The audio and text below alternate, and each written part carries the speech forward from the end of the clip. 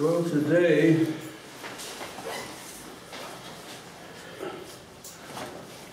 we are experiencing something which was already foretold even before Am Yisrael were redeemed from Egypt. That means the time of the birth of our nation. And the situation we're in today is illustrated by an episode that took place a few years ago in a prison in Israel, and the Dvar. And there were very many suicide bombers and other terrorists put in prison.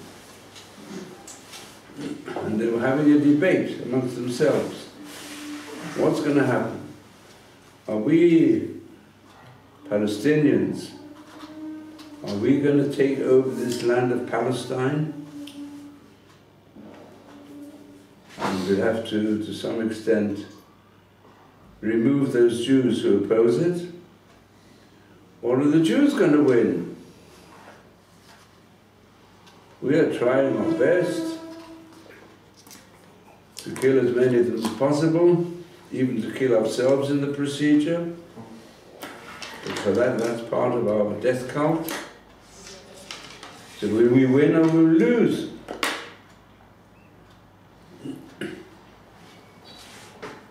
They were debating this during Pesach. In come the guards of the jail, Jews, and they're coming with their sandwiches to distribute food to the prisoners, and they themselves eat the same food, bread. So they ask them, well, you know, it's Passover, it's Pesach. Jews are not supposed to eat bread. So the jailer said, that's ancient history. Who believes in it today? You know, we don't even think, you know, there's a God. Some of the Jews said that. And even if there is, who said this story ever happened? For us, it's a fairy story. So the prisoners asked these Jewish guards, well, we thought that you believe that God promised you this land. That's from your Bible. That's what's written there.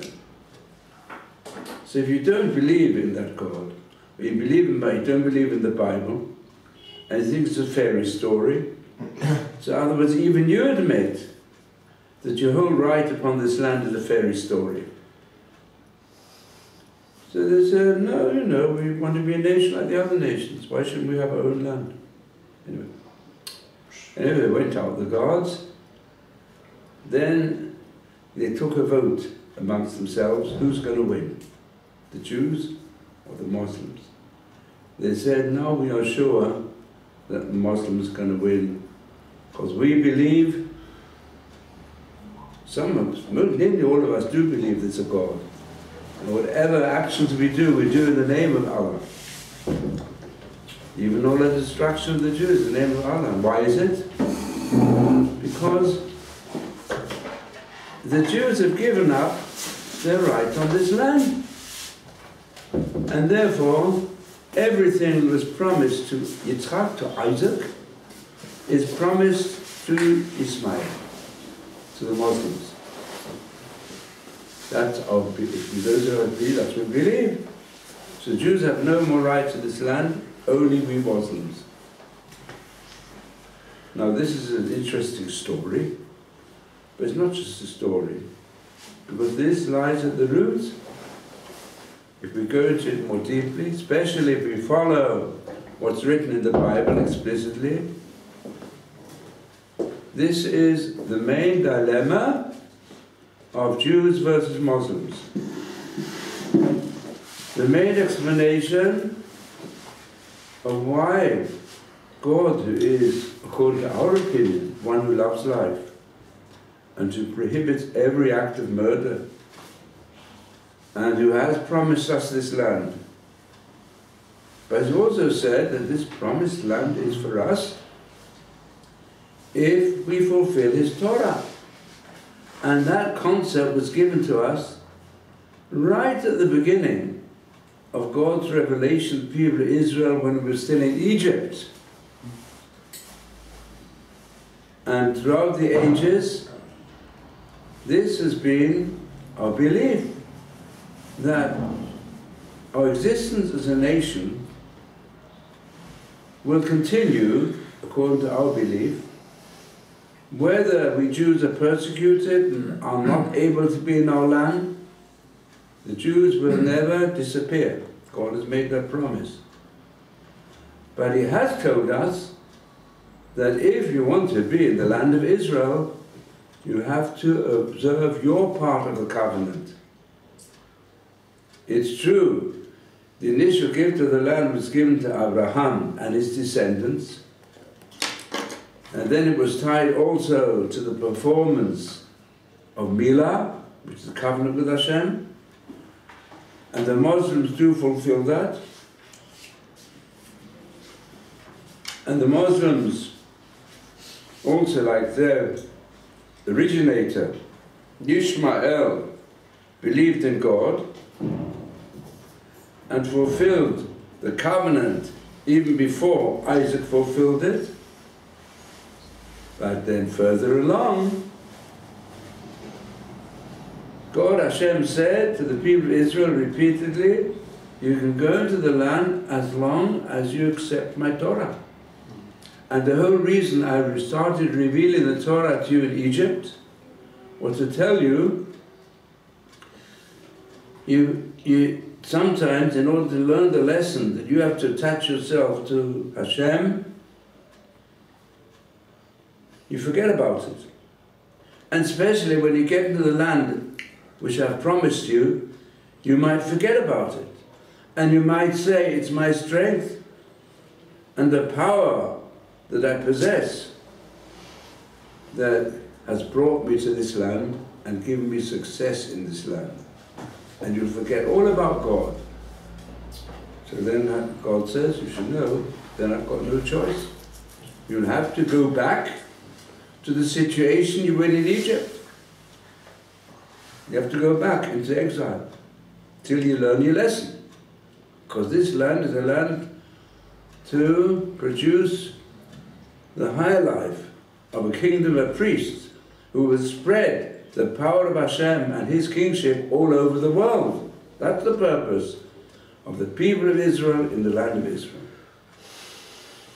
And it's likely that the descendants of Ishmael, they might be given rights upon this land if the people of Israel don't fulfill it. That these matters are already discussed in the Sefer Bereshit. And now I'm going to show you how the situation we're in today is mentioned in yesterday's Parsha. Particularly the illustration of this debate, which had to do with the observance of the laws of Pesach. Because Pesach, the Seder night, is really a celebration of the birth of the people of Israel, which was in exile in Egypt. That's where we were born as a nation. Came as a family and came out as a nation.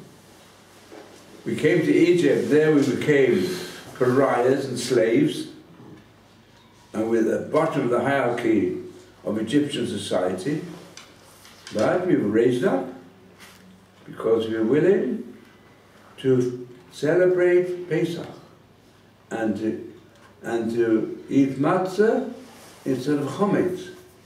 And that's a law that's given even before the Torah was given, the rest of the Torah. Why? Because if we go into the symbolism of matzah and chometz, since we know the human being's sustenance comes to a great extent from bread. Bread in Hebrew is what? Lechem.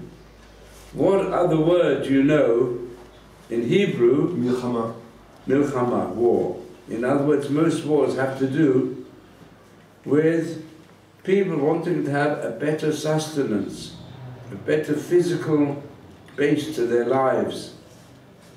And most wars, as was analyzed by very many historians, was also the basis of Marxism. It said, Al alecha levado yechyeh ha'adam. You know, a person lives on the basis of bread. And bread means warfare, struggle for existence. Individuals struggle to have as much physical and material existence as possible, and nations do so even more. And most warfares have to do with the ambitions of individual and national groups to have as much of the wealth of the world as possible, which includes also territory. It is a struggle, lilachem.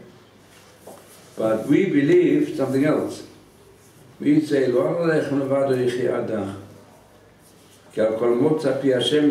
should know that all lechem originally comes from Hashem. That's the teaching of next week's parsha, the mon. Mon means a portion. Everyone's given his portion by Hashem. And the root of life is a spiritual one. And that has to be taught by the people of Israel. And the reason why on Pesach we're not allowed to eat chometz, because the essence of chometz is the use of yeast. And yeast causes the dough to swell. It's human pride, materialistic ambitions of human beings to be great on the material level is the root of the Yetzer Hara. Instead of that, we eat bread that is flat. The sages say, all of us want to fulfill the will of the Creator, but as a oshe be'isa, the yeast in the dough stops us doing it. As we put our own selfish materialistic ambitions above the godliness which exists inside us, which requires us to control our materialistic ambitions, and instead of that, matzah is close also to the concept of mitzvah. It says in this passage, chapter 12, concerning the significance of chometz and matzah, if you look at verse 17, Ushmartem et hamatzot, you should observe the matzot. Because on the essence of that day, I took out your hosts from the land of Egypt. What's one to do with the other? We learn now from this verse, Ushmartem, what is probably known to you from the concept of matzah shemura. Matzah shemura means matzah which was looked after in such a fashion that the dough should not rise. In the matzah baking, whether it goes by machine, whether it goes by hand, you're not allowed to let the dough rise. Because even working on it, we keep it flat. Because we've got to have subjection to the will of Hashem. And we've got to do it with enthusiasm. And if we go beyond the 18 minutes, from the beginning of the mixing of the dough to the final product, it's no longer matzah shemura. Ushmartem et hamatzot. And the sages say, don't read shmartem et hamatzot, shmartem mitzvah. The concept of mitzvah is that we, in our life, we have to use our time to serve Hashem with enthusiasm. So it's a symbol for the people of Israel also. Don't allow your arrogance, your swollen ego, your swollen national ego, to say, look how great is the courage and strength, the armaments, and both the secret service as well as the open service. They're so strong. It's my strength. These are the words of the Chumash. This has produced the great victories in Israel, the great success of Medinat Yisrael. Because that's the swollen ego, the swollen national ego, which can destroy us. And where do we see it? We see it very much today, this concept. The swollen national ego endangers the people of Israel. And the only way really one can control it, because the truth is that we Jews are given special qualities.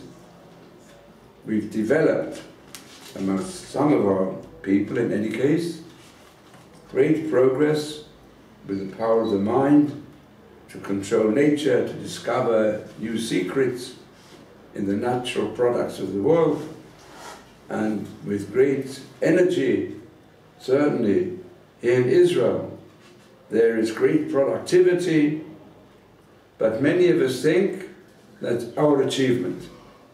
And they think even whatever exists, I mean, that is it, our achievement. And the leaders of the nation speak in that language, it's our achievement. And they don't care, we have to put through our point of view, even if we don't have to consult with the great Chachamim.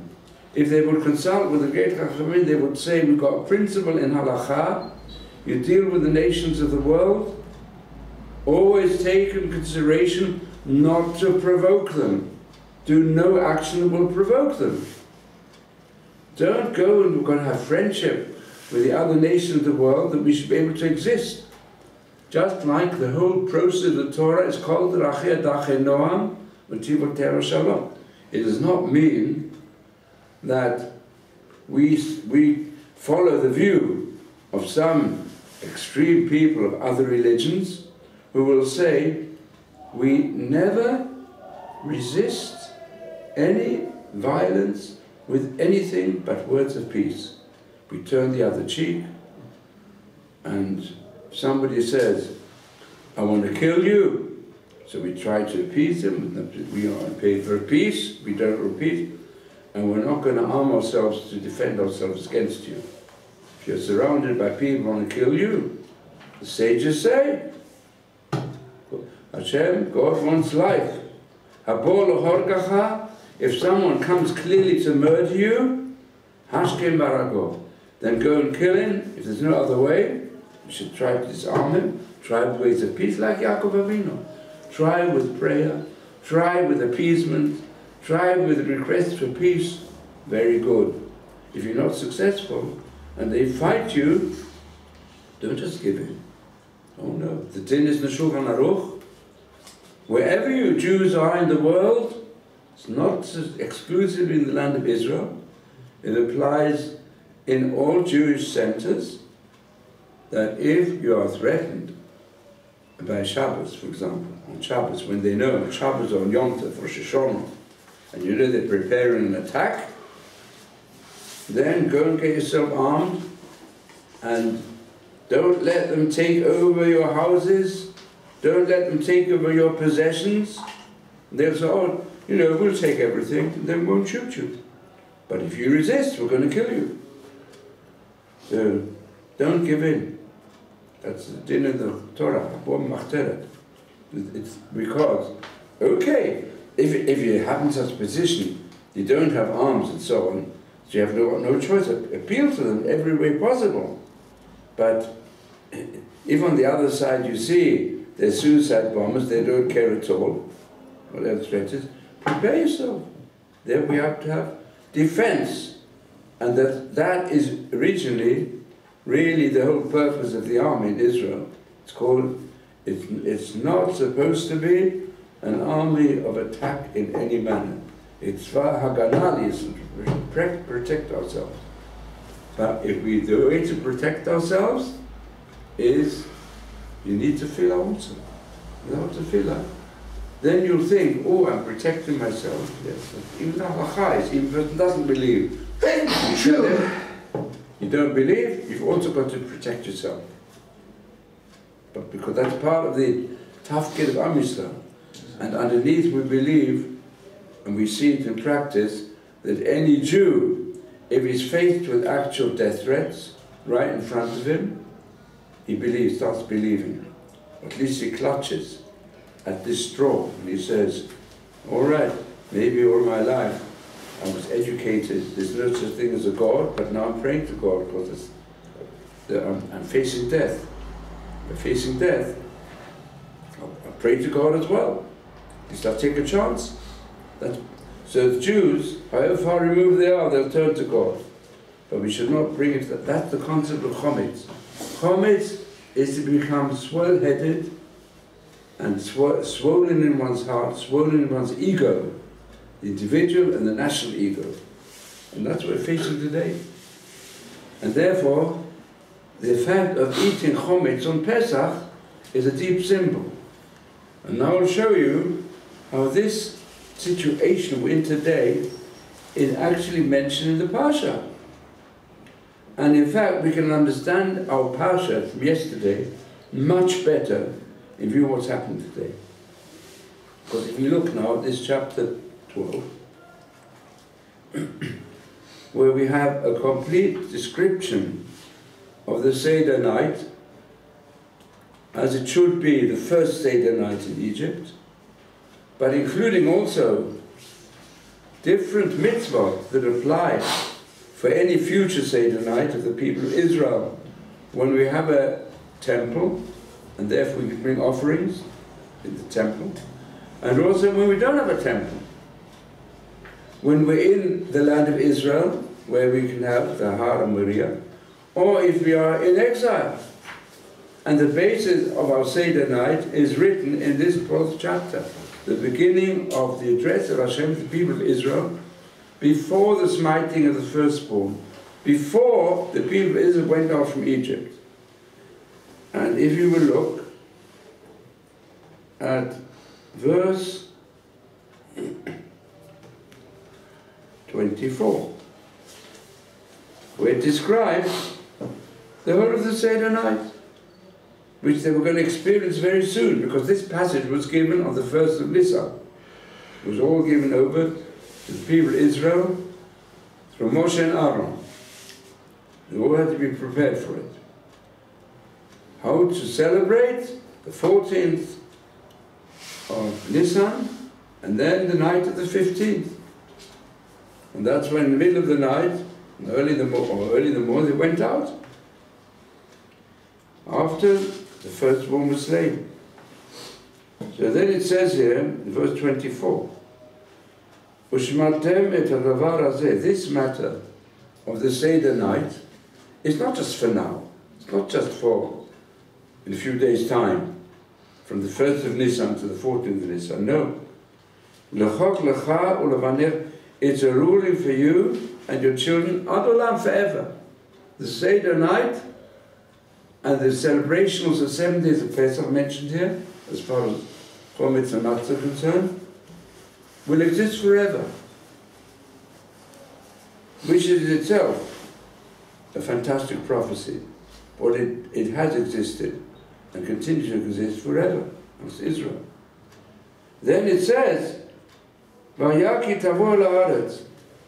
Look, all right, the forefathers were given a promise they're going to have the land of Canaan. Yeah? But this time, this is the first time it's mentioned the people of Israel are going to come into the land which Hashem has actually given to you, that He promised to your forefathers.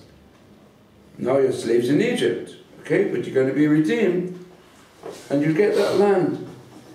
But when you get that land, as He has spoken, you've got to keep this avodah, the service of Hashem. You're no longer avadim to Paro, but you're entering into the service of Hashem, which is true freedom, as you'll see in due course. So you should go on keeping it. But after it says already in the previous verse, it's a law for you ever. Why ever shouldn't you go and keep it? Of course you want to go on keeping it. So Hashem says, we read here between the lines, no, make it on your own land. You'll come with the following view. You might adopt the view that things like celebrating the exodus of Egypt are important when we are in exile in other countries. But when we've got our own land, and we've got our own army, got our own people, we can forget all about what happened in that past. Because we're a new nation, we're an independent nation like the other nations. We will celebrate Yom Ha'atzmaut, make a huge military parade. And that will be our national birth. Our birth will be Yom Ha'atzmaut. Our birth will be the day when we became materially independent. And Pesach we can forget about. Or we'll transform Pesach into an updated version. Like that might happen. How will it happen? Well, Yogi, next verse. Then your children, your descendants, when they've got their own land, what will they say? Well, there'll be some people who will be traditionalists, yeah, and want to keep a Pesach, and they want to say you mustn't eat chametz, you don't keep all these laws. Ma avodah zot lachem. What do you need this avodah for? Do you need it? You needed it, quite right. You need it when we were in Europe, we're persecuted by the Christians, by the others, or in the Arab countries, they're persecuted. You needed to keep up some Jewish identity. Then you needed a Pesach. Yeah. But now we've got different identity. We're no longer Galut Yidden. We're no longer Jews of the Galut. We're Jews of a redeemed, independent country. And we can stand on our own feet. And we don't need any directions of having to remember things that happened in the distant past. No, we don't need that anymore. So they might say that. That it's not that they're going to ask a question. That's why, as it says clearly in all the commentators, this is Yom Ralichem. Your children will say to you, you don't need these ancient observances. We're not like an ancient people, we're new people. So this is the situation. So for Amatem, this is being addressed to people who do read the Chumash and who do believe in it, but you shouldn't feel that's going to be 100% followed, because the Jewish people are given freedom of choice. They can either join non-Jewish concepts or they can follow Jewish concepts. They can either be a kingdom of priests, which makes the land of Israel governed by the Torah of Israel, a light for all the nations, a model for all mankind to follow, or you'll be a nation like the others, where there'll be, you'll allow all sorts of things that are really a to'eva, they're called an abomination of the Torah, but the nation won't think that's our culture. Our culture is materialism. Have fun, enjoy yourself. Discipline, forget about it. Instead, you have to have self-fulfillment and follow your natural instincts as individuals and also the nation. So we have no... this is not a medinat halacha, it's a chok. And what's the chok based on? Of the Supreme Court of Justice. There is a small element left of studying also Jewish law, Torah law. But the majority of the decisions are made on the basis of a mixture of common law, of Roman law, of Ottoman law, and the life outlook of the judges who are not elected democratically. And they're the ones who really rule the state, because they can also overrule decisions made in the Knesset. That's the situation here. And they're not tied to halacha. Therefore they can do what they want. Therefore they can give instructions also with regard when you're supposed to fight and when you're not supposed to fight, not according to halacha concepts. And sometimes it's done on the basis of the political directions of those who are in charge in the government. What's the outlook? And some they say, this instance we can attack. In this instance, we can oppose America. We can go and send our representative to America to make a conflict with the President of America. He thinks that's the way. He's doing it before the elections. So the interpretation is that's the way he's going to get stronger support from Israel, and therefore he'd have a majority. Can I also personalize the people in the Knesset? They are to a great extent governed, at least by wanting to do something good for the people, but the direction which it takes is that which will keep them in their seats, which is already internal bribery.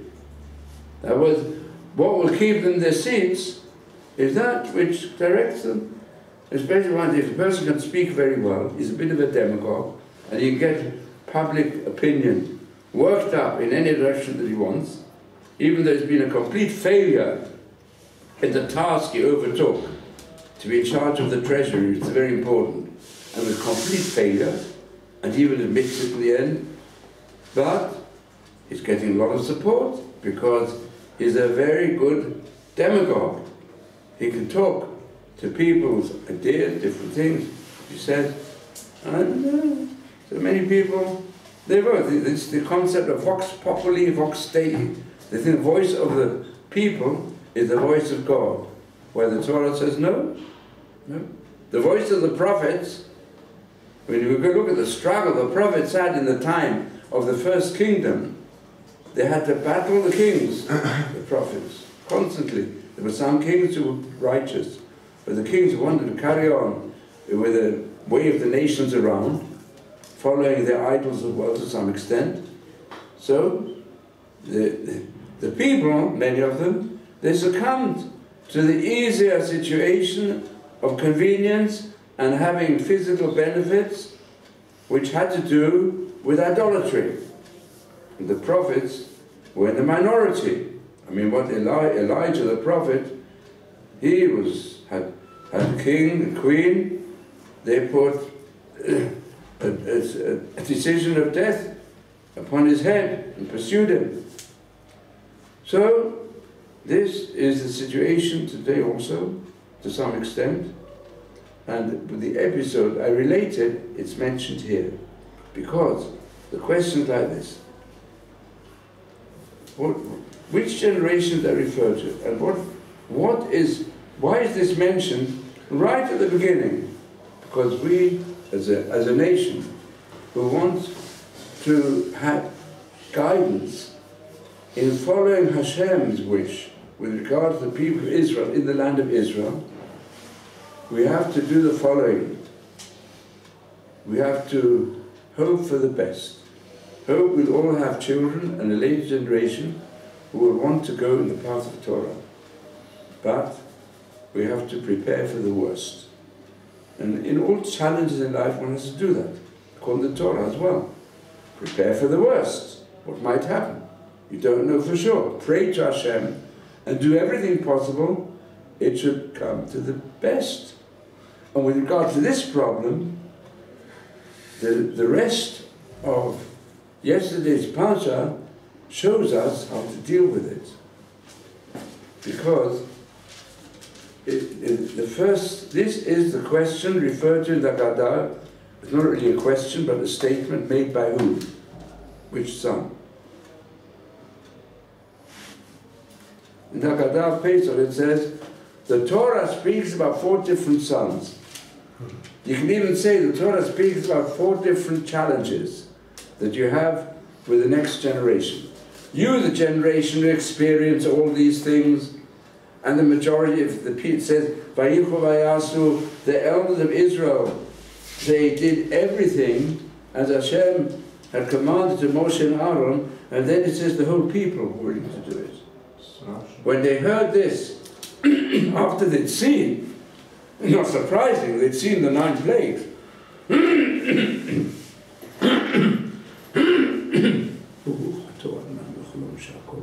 Amen. Amen.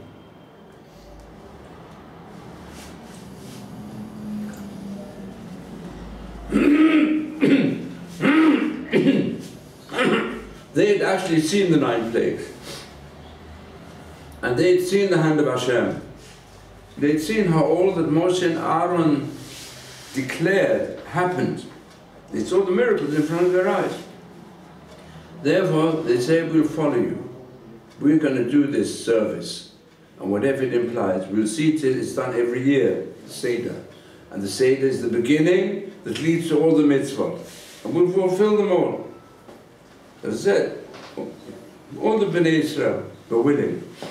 But it says in the previous verse, who says the next generation of Jews, or a distant time, are going to feel the same? Many of them won't, the majority don't feel the same. And there are, I want to perhaps today it's not the majority, but because the majority of Jews, they do eat matzah and remove chometz in Israel in Pesach. But a great section of them don't. So we have to know, those who are believers and follow the command, we have to know how to deal with it. Don't neglect it. But now, that's what Martin said. You, so it said, how will you work on it? You yourselves will say, Martin. You should make a declaration. Don't start entering into arguments with the non-religious. Don't argue with them. Why not? If they're not yet religious, if that's their approach and they're asking questions, fine, very good. But if they come to you with antagonism, they say, what do you need all this bother for with this ritual? Why do you have to have it? If that's their declaration, then the best way is don't answer back. Because really that's what they want. They want you to answer back, to argue with them, so they can put forward their point even more. Especially don't argue back in public. But what you should do is you should make public declarations. They can also hear. You should know the whole concept of Hashem distinguishing us from the Egyptians. Then it's because it says, at Bateinu Yitzil, He saved our homes. That means our homes, which follow the Torah, were saved then. And if we follow that path, they'll be saved in all ages, whatever difficulty we have. The homes will become the source of the fulfillment of the Torah, even if the public, they reject it. As it happened in the times of the kings, the first period, happened in the time of the Hasmoneans, the Bateinu Yitzil. Because those who were loyal, they kept the Torah in their homes, had saved them. And even if the public aspect and image of the people of Israel was anti-Torah, but we accepted it, then what follows is how to, if you look at this, this is the description afterwards of Exodus from Egypt, the way in which panic took hold of the Egyptian empire with the slaying of the firstborn, and then the people went out. If you go in this chapter 2, verse 43 onwards, then there are further descriptions of how it should be observed. And then chapter 13 goes into other mitzvot, connected also with the Exodus from Egypt. Here is a description of the mitzvah of the firstborn, the mitzvah of tefillin, and arising in connection with the Exodus from Egypt. And there also, there are questioners for the next generation. Then in verse 8, it gives a mitzvah of Haggadah.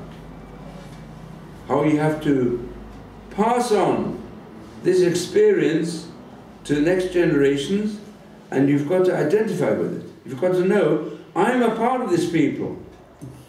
In whichever generation we are, the Seder night, everyone says, Hashem took me out from Egypt. Well, I am a part of this nation.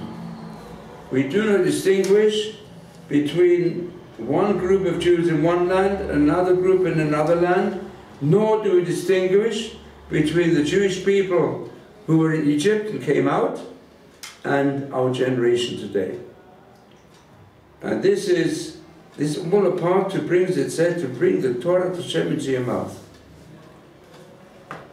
So today also, we're in such a situation that a part of the Jewish people is loyal to the Torah, and our duty is to pass it on to the next generation. So those who are not yet religious, they belong to the son who's called Einu de Alishon. They can't even ask questions. I often even get a person coming to the yeshiva. He knows nothing. Ask him, do you have any questions? He says, no, I don't know how to ask questions. I know nothing, but I've come here to find out something.